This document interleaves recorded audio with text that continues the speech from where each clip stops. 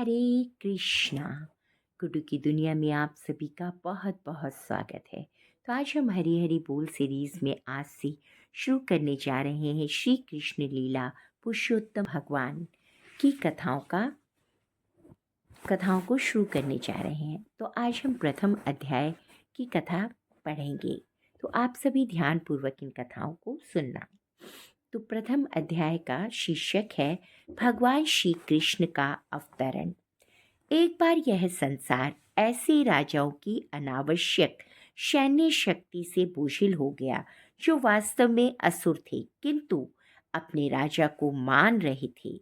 तब सारा संसार विक्षुब्ध हो उठा और पृथ्वी की अधिराष्ट्री देवी, जिसे भूमि कहते हैं, इन असुरी राजाओं से उत्पन्न अपनी विपदाओं को बताने के लिए ब्रह्मा जी के पास गई। भूमि ने गाय का रूप धारण किया और वह सजल नेत्र से आंसू बहाकर ब्रह्मा जी के समक्ष प्रकट हुई। वह शोकार्त थी और श्री भगवान की करुणा जगाने के लिए रो रही थी। उसने पृथ्वी की विपदाग्रस्त स्थिति का वर्णन किया। इसे सुनकर ब्रह्मा अत्यंत दुखित हुए। वे तुरंत क्षीर सागर के लिए चल पड़े, जहाँ भगवान श्री विष्णु निवास करते हैं। ब्रह्मा जी के साथ शिव जी इत्यादि सारे देवता थे और भूमि भी उनके साथ हो चली। क्षीर सागर के तट पर आकर ब्रह्मा जी भगवान श्री विष्णु को, जिन्होंने पहले वाराह का दिव्य रूप धारण करके पृथ्वीलोक की रक्षा की थी, प्रश्न करने का उपाय करने लगे। वैदिक मंत्रों में पुरुष सूक्त नामक एक विशेष प्रकार की प्रार्थना है। सामान्य रूप से देवतागण इसी पुरुष सूक्त का उच्चारण करके भगवान श्री विष्णु को नमस्कार करते हैं। यहाँ यह ज्ञातव्य है कि जब भी किसी लोक में कोई उपद्रव होता है तब लोक का अधिराष्ट्र देव, इस ब्रह्मांड के स्वामी ब्रह्मा के पास जा सकता है और ब्रह्मा जी भी परमेश्वर श्री विष्णु के पास जा सकते हैं, किंतु वे वही प्रत्यक्ष दर्शन नहीं अपितु क्षीर सागर के तट पर खड़े होकर उनका प्रत्यक्ष दर्शन कर सकते हैं। इस ब्रह्मांड के अंतर्गत श्वेतद्वीप नामक एक श्लोक है जिसमें क्षीर सागर है। विधि वैदिक भायम से ज्ञात होता है कि जिस प्रकार इस लोक में लवण सागर है, उसी प्रकार अन्य लोकों में भी अनेक प्रकार के तरल सागर हैं। कहीं क्षीर सागर है तो कहीं तेल सागर और कहीं सुरा सागर है तथा अन्य तरलों के सागर हैं। पुरुष सूक्त ही वह आदर्श प्रार्थना स्तुति है जिसे देवतागण शिरोक दिशाई श्री भगवान को प्रश्न करने के लिए पढ़ते हैं। क्षीर सागर में शयन करने के कारण वे शिरोक दिशाई श्री विष्णु कहलाते हैं। वे ही श्री भगवान हैं जिसने इस ब्रह्मांड के समस्त अवतार प्रकट होते हैं, जिनसे जब भी देवताओं में ने श्री भगवान की स्तुति पुरुष सूक्त द्वारा कर ली तो उन्हें प्रकट रूप से उत्तर नहीं मिला। अतः ब्रह्मा जी स्वयं ध्यान करने में लग गए और तब भगवान श्री विष्णु ने उन्हें एक संदेश भेजा। ब्रह्मा ने इस संदेश को देवताओं तक प्रेषित कर दिया। वैदिक ज्ञान प्राप्त करने की यही विधि है। यह वैदिक ज्ञान सर्वप्रथम श्री भगवान से ब्रह्मा को हृदय के माध्यम से प्राप्त होता है, जैसा कि श्रीमद् भागवतम के प्रारंभ में कहा गया है।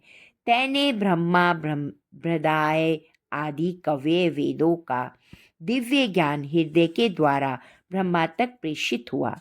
उसी प्रकार यहाँ भी केवल ब्रह्मा ही भगवान श्री विष्णु द्वारा प्रेषित संदेश को समझ पाए और उन्होंने तुरंत कार्यवाही के लिए देवताओं को प्रसारित कर दिया। यह संदेश इस प्रकार था।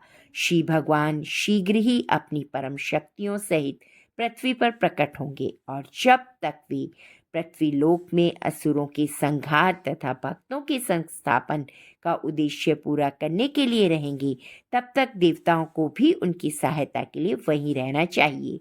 उन्होंने तुरंत उस यदुवंश में जन्म ग्रहण करना चाहिए उन्हें, जिससे यथा समय श्री भगवान भी प्रकट होंगे। भगवान श्री कृष्ण स्वयं वासुदेव के पुत्र के रूप में प्रकट होंगे।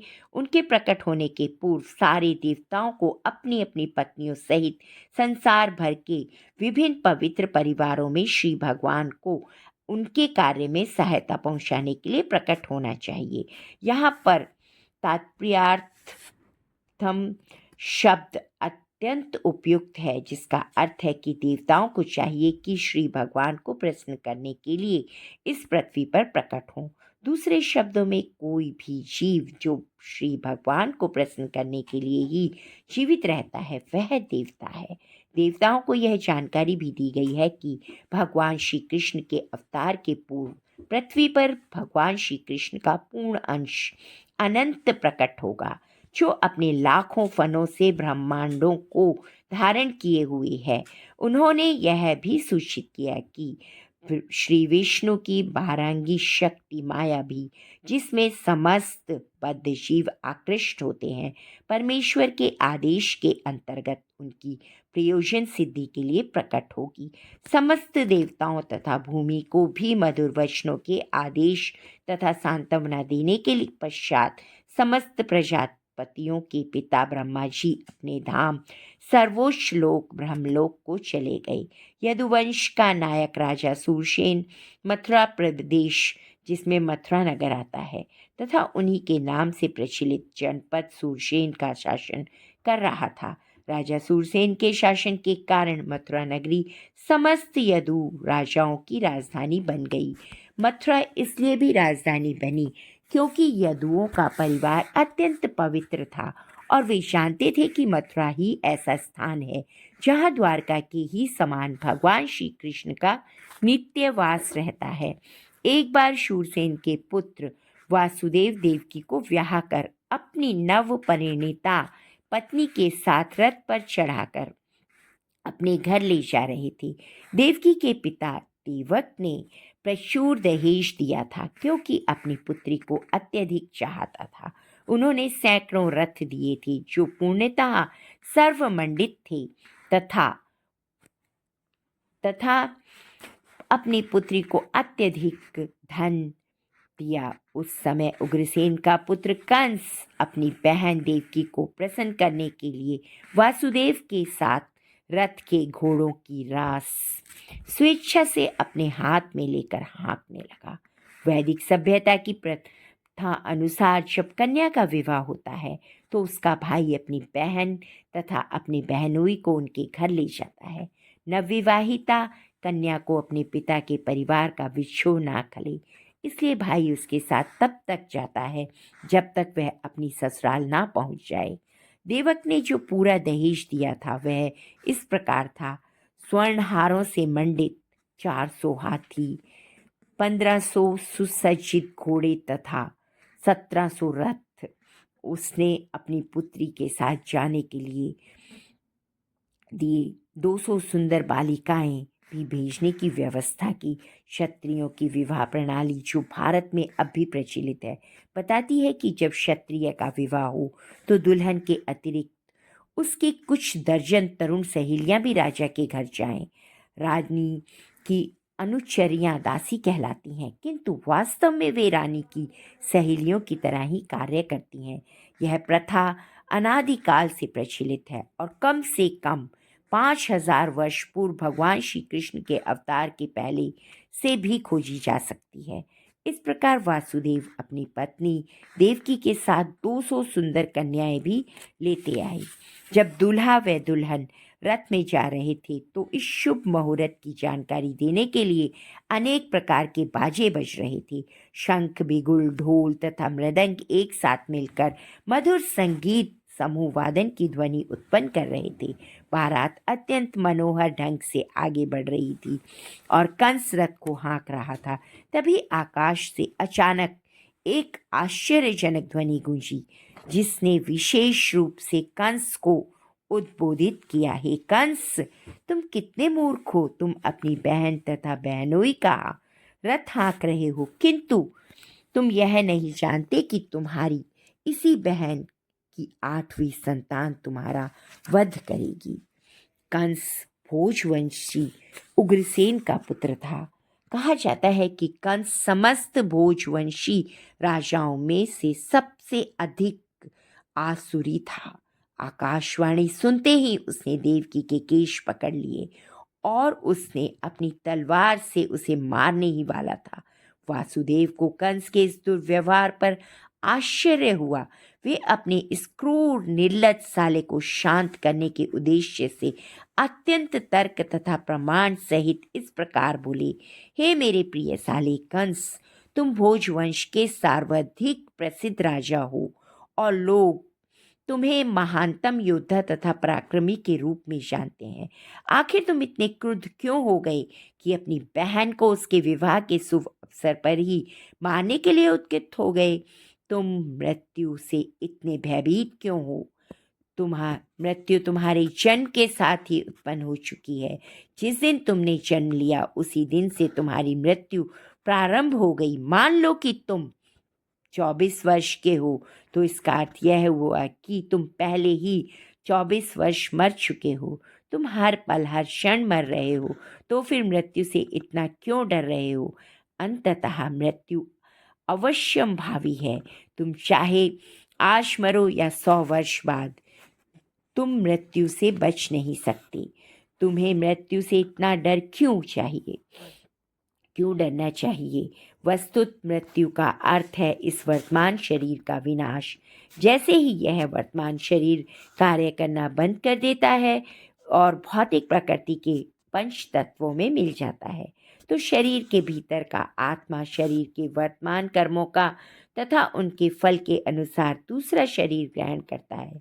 यह मनुष्य के सड़क पर चलने के समान है। मनुष्य अपना पांव आगे बढ़ाता है और ज्यों ही उसे विश्वास हो जाता है कि उसका पांव ठोस भूमि पर पड़ा है, तो वह दूसरा पांव उठाता है। इसी प्रकार यह शरीर भी एक के बाद एक दूसरा शरीर बदलता ही रहता है और आत्मा देहांतर करता रहता है। देखो ना, कितनी सतर्कता से पौधे का कीड़ा एक टहनी से दूसरे में जाता है।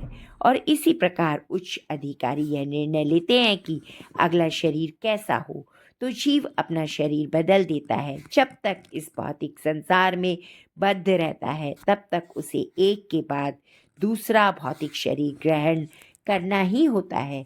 उसे अगला शरीर उसके इस जीवन के कर्मों तथा उनके फलों के अनुसार प्रकृति के नियमों का प्रदत्त होता है।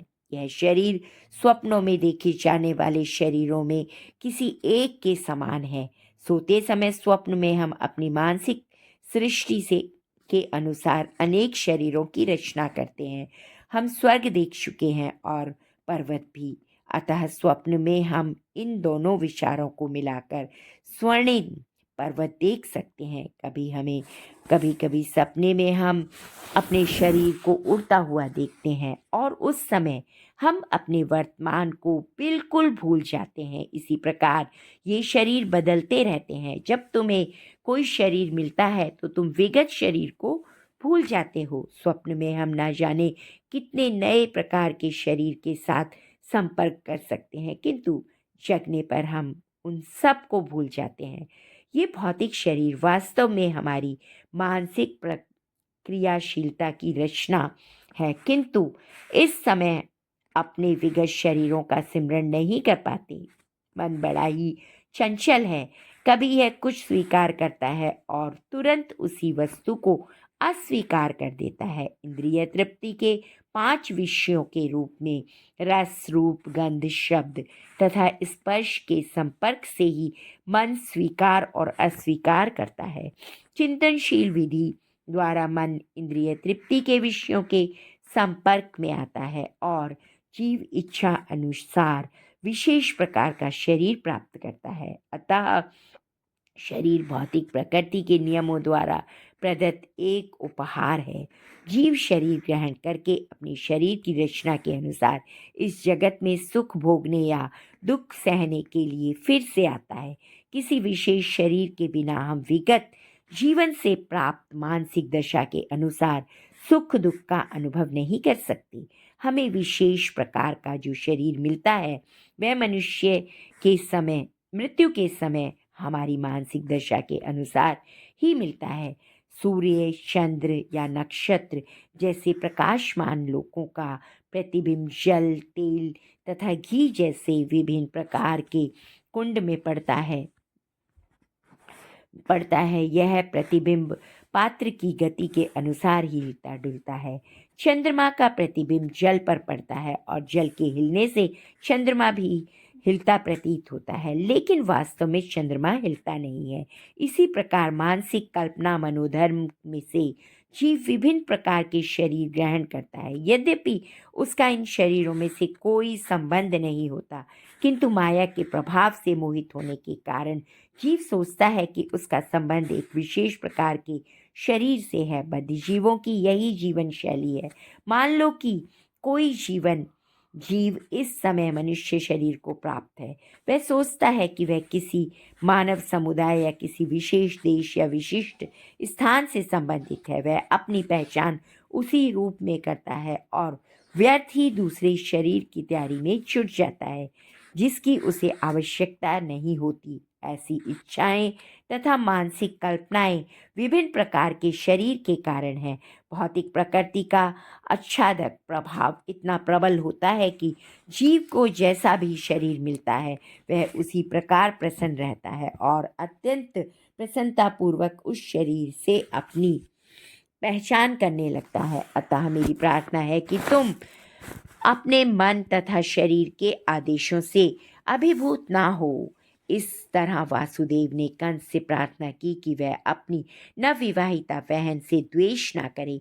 किसी को दूसरे से द्वेष नहीं करना चाहिए, क्योंकि द्वेष ही इस लोक में तथा परलोक में, जब वह यमराज मृत्यु के पश्चात दंड देने वाला राजा के समक्ष होगा, भय का कारण बनता है। वासुदेव ने देवकी की ओर से कंस से अनुनय विनय की कि उसकी छोटी बहन, उन्होंने विवाह की शुभ घड़ी का स्मरण कराकर भी अनुरोध किया।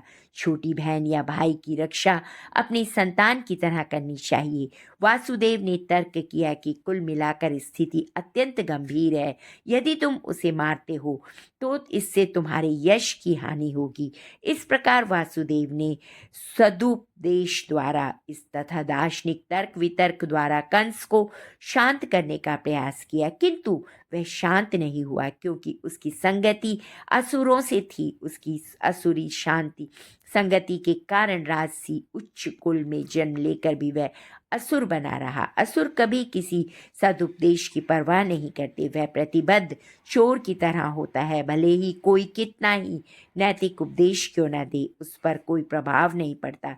इस प्रकार जो लोग स्वभाव से असुरी या नास्तिक होते हैं, वे मुश्किल से मुश्किल सदुपदेश को ग्रहण करते हैं, चाहे उपदेश कितना ही प्रामाणिक क्यों ना हो। देवता में तथा असुर में यही अंतर है। जो लोग सदुपदेश ग्रहण करके उसके अनुसार जीवन बिताने का प्रयास करते हैं, वे देवता कहलाते हैं, और जो ऐसे सदुपदेशों को ग्रहण करने में अक्षम होते हैं, वे असुर कहलाते हैं। जब वासुदेव कंस को शांत करने में असफल रहे तो वे असमंजस में पड़ गए कि वे अपनी पत्नी देवकी की किस तरह रक्षा करें। संकट आसन्न होने पर बुद्धिमान व्यक्ति को चाहिए कि यथासंभव संकट में स्थिति से बचने का प्रयास करे, किंतु यदि सारी बुद्धि लगाने पर भी वह विकट स्थिति को टालने में असफल रहे तो यह उसका दोष नहीं। मनुष्य को चाहिए कि जहाँ तक हो सके अपना कर्तव्य निभाए, किंतु यदि उसका प्रयास विफल हो रहे तो इसमें उसका कोई दोष नहीं है। वासुदेव अपनी पत्नी के विषय में इस तरह सोचने लगे, इस समय मैं देवकी के प्राणों की रक्षा करूंगा, तत्पश्चात यदि हमारे संतानें हुई तो उन्हें बचाने का उपाय सोचूंगा। उन्होंने आगे सोचा, यदि भविष्य में मेरे कोई संतान होती है जो कंस को मार सके, जैसा कि कंस सोचता है, तो देवकी तथा वह संतान दोनों ही बच जाएंगे, क्योंकि विधि का विधान अचिंत्य है। किंतु इस समय तो मुझे किसी तरह देवकी के प्राणों की रक्षा करनी है। इसका कोई निश्चितता नहीं है कि जीव किस तरह किसी विशेष प्रकार के शरीर से संपर्क करता है। वह वैसे ही जैसे कि दहकती अग्नि का कोई निश्चितता नहीं होती। जंगल में वह किस प्रकार का विशेष प्रकार के काष्ठ में संपर्क में आती है। जब जंगल में अग्नि दावाग्नि लगती है तो वह यह देखा जाता है कि यह अग्नि वायु के प्रभाव से एक वृक्ष को फलांग करके दूसरे को चपेट में ले लेती है। इसी तरह जीव अपने कर्तव्यों का पालन करने में चाहे कितना ही सतर्क क्यों न रहे, तो भी उसके लिए यह जान पाना अत्यंत कठिन होता है कि अगले जीवन में उसे कैसा शरीर प्राप्त होने वाला है। महाराज भरत आत्म साक्षात्कार संबंधी अपना कर्तव्य अत्यंत श्रद्धापूर्वक निभा रहे थे, किंतु संयोगवश उन्हें एक मृग के प्रति चिरस्थायी अनुराग उत्पन्न हो गया, जिससे उन्होंने अगले जन्म में मृग का शरीर धारण करना पड़ा। अपनी पत्नी की रक्षा का उपाय सोचकर वासुदेव अत्यंत पापी कंस से सम्मान सहित बोले, यद्यपि कंस सर्व अधिक पापी था। कभी कभी ऐसा होता है कि वासुदेव जैसे पुरुष को कंस जैसे परम पापी व्यक्ति की चाटुकारिता करनी पड़ती है। कूटनीति व्यापार ऐसे ही चलता है। यद्यपि वासुदेव अत्यधिक खिन्न थे, किंतु ऊपर से वे मुस्कुराने लगे। कंस अति निर्दय था, इसलिए उन्होंने इस निर्जल को इस प्रकार संबोधित किया, हे मेरे प्रिय कंस, तुम यह मान लो कि तुम्हें अपनी बहन से कोई खतरा नहीं है। तुम्हें खतरे की आशंका इसलिए है क्योंकि तुमने आकाशवाणी सुनी, किंतु यह खतरा तो तुम्हारी बहन के पुत्र से आना है, जो इस समय यहाँ उपस्थित नहीं है, और कौन जानता है कि भविष्य में पुत्र हो या नहीं। इस विचार से तुम अभी सुरक्षित हो, ना ही तुम्हें अपनी बहन से डरने का कोई कारण है। यदि उसके पुत्र उत्पन्न होते हैं तो मैं वचन देता हूँ कि मैं उन सबों को लाकर आवश्यक कार्यवाही के लिए तुम्हें तुम्हारे समक्ष प्रस्तुत करूंगा। कंस वासुदेव के वचनों के महत्व को जानता था और वह उनके तर्क से आश्वस्त हो गया। फलतः उस समय अपनी बहन के जघन्य वध से विरक्त हो गया। इस तरह वासुदेव प्रसन्न हुए और उन्होंने कंस के निर्णय की प्रशंसा तथा अपने घर लौट आए। तत्पश्चात देवकी के प्रतिवर्ष एक संतान उत्पन्न हुई। समय आने पर वासुदेव तथा देवकी ने 8 पुत्रों तथा एक कन्या को जन्म दिया। जब पहला पुत्र उत्पन्न हुआ तो वासुदेव ने अपने वचनों के अनुसार उसे कंस के पास लाकर तुरंत कंस को दे दिया और कहा कि वासुदेव अपने वचन के लिए अत्यंत विख्यात थे और वे अपना यश बनाए रखना चाहते थे। यद्यपि नवजात पुत्र को कंस के हाथों में सौंपना वासुदेव के लिए अत्यंत कष्टप्रद था, किंतु इससे कंस अत्यंत प्रसन्न हुआ। वह वासुदेव के आचरण से कुछ दयार्थ हो उठा। यह अत्यंत आदर्श घटना है। वासुदेव जैसे महात्मा के लिए अपना कर्तव्य पालन करते हुए कुछ भी कष्ट नहीं होता। वासुदेव जैसा विद्वान पुरुष बिना हिचक के अपना कर्तव्य पालन करता है।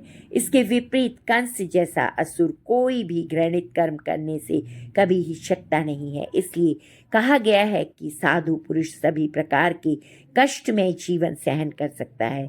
विद्वान पुरुष अनुकूल परिस्थितियों की प्रतीक्षा किए बिना अपना कार्य करता है। कंस जैसा निशंस व्यक्ति कोई भी पाप कर सकता है और एक भक्त श्री भगवान को प्रसन्न करने के लिए सब कुछ न्यौछावर कर सकता है। वासुदेव के व्यवहार से कंस संतुष्ट हो गए। वह यह देखकर आश्चर्यचकित कि वासुदेव ने अपने वचन का पालन कर रहे हैं, अतः उन पर दयालु तथा प्रसन्न होकर इस प्रकार बोलने लगा, मेरे प्रिय वासुदेव, इस पुत्र को मुझे भेंट करने की कोई आवश्यकता नहीं है। मुझे इस पुत्र से कोई खतरा नहीं है।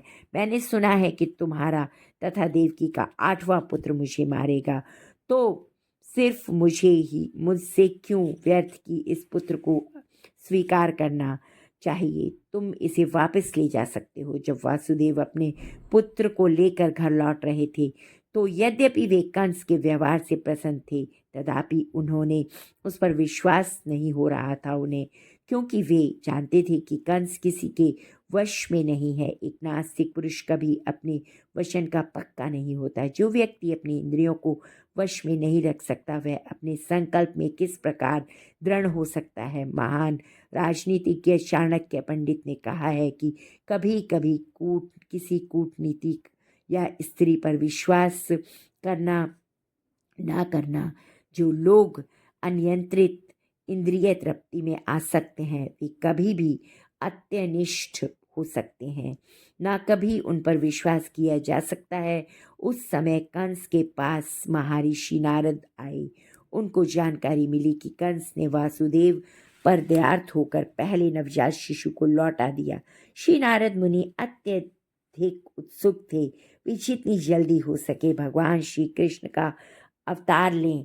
अतः उन्होंने कंस को सूचित किया और एक और वृंदावन में नंद महाराज जैसे महापुरुष तथा ग्वाल एवं बालों की पत्नियां और दूसरी ओर वासुदेव, उनके पिता सूरसेन तथा यदुवंशी वृषणी कुल में उत्पन्न उनके सारे संबंधी तथा उनके मित्र तथा शुभचिंतक सभी वास्तव में देवता हैं।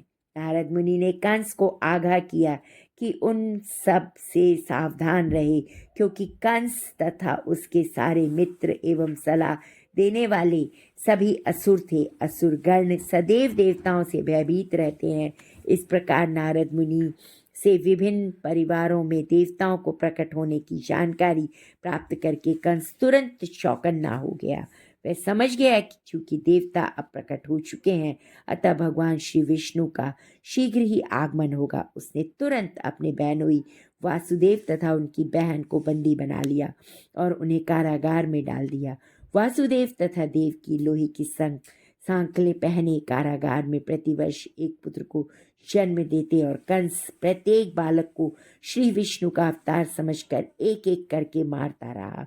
वह 8वें पुत्र से विशेष रूप से भयभीत था, किंतु श्री नारद मुनि के आने के पश्चात इस निष्कर्ष पर पहुंचा कि कोई भी बालक कृष्ण हो सकता है।